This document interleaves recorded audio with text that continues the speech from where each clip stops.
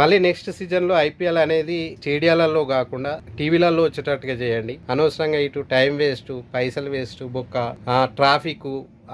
ఈడ ఉప్పల స్టేడియం ఉంటుంది. ఆ రోజు ఐపీఎల్ ఉన్న రోజు ఉదయం పొద్దున్న నుంచి పెడితే రాత్రి 12 వరకు ఫుల్ ట్రాఫిక్. పోయేటోడు ఓ రాదు, వచ్చేటోడు రారాదు, అంబులెన్స్లకు ఇబ్బంది, అత్యవసర పనులు ఉన్న వాళ్ళకి ఇబ్బంది. ఇలాంటి ఇబ్బందులు ఉంటాయి ఈ స్టేడియం నిర్వహించాలంటే. ఎట్లాగో ఐపీఎల్ వేలంపాటలో టీవీలు కొనుక్కుంటున్నాయి, టీవీలలో వస్తున్నాయి, అందరి ఇంట్లలో టీవీలు ఉంటాయి, ఫోన్లు ఉంటాయి. హాయిగా ఫోన్లో చూడండి, మీ ఇంట్లో మీరు కూర్చొని. అనవసరంగా అక్కడ పోయి డబ్బులు ఖర్చు పెట్టుకొని టైం వేస్ట్ చేసి ఇతరులకు ట్రాఫిక్ కలిగించి న్యూసెన్స్ చేసి. అందుకే దీని మీద ప్రభుత్వం ఆలోచించాలి. వచ్చే ఐపీఎల్లోనన్నా స్టేడియాలలో కాకుండా డైరెక్ట్ టీవీలలో వచ్చేటట్టు లైవ్ చూపెట్టండి.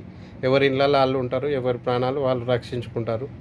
ప్రభుత్వం కూడా దీని మీద దృష్టి పెట్టాల్సిన అవసరం ఉన్నది. అవసరమైతే దీన్ని కోర్టులు కూడా సుమోటోగా స్వీకరించి దీనికి ఏమన్నా పరిష్కార మార్గము, ఇంకా ముందు ఇలాంటి దుర్ఘటనలు జరగకుండా ఏమన్నా ఒక చర్య తీసుకొని ఒక ఆదేశం ఇస్తే బాగుంటుంది అనేది నా యొక్క అభిప్రాయం. పిచ్చి వేరు, వెర్రి వేరు. ఇది అభిమానులది పిచ్చి కాదు, వెర్రి.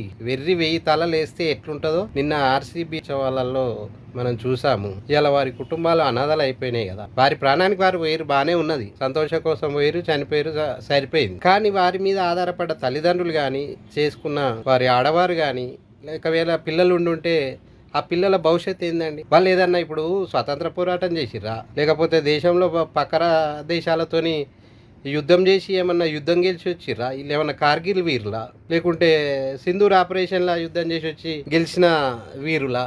ఎందుకండి వారికి అంత ప్రయారిటీ ఇవ్వాల్సిన అవసరం ఏముంది? మామూలు వ్యక్తులు, అది ఐపీఎల్ ఆట, క్రికెట్ ఆట, అది పనికిరాని ఆట, చెత్త ఆట. ఎవని గుట్టిన ఐపీఎల్ అది? ఎందుకు ఐపీఎల్? ఎవని కడుపన్నా నింపుతుందా అది ఐపీఎల్? అలాంటి పనికి మాలిన దాని గురించి మీ విలువైన ప్రాణాలు కూడగొట్టుకుంటుర్రు అంటే మరి అది మనకుండాలా వాళ్ళకుండాలా అనేది ఒకసారి ఆలోచన చేయాలి.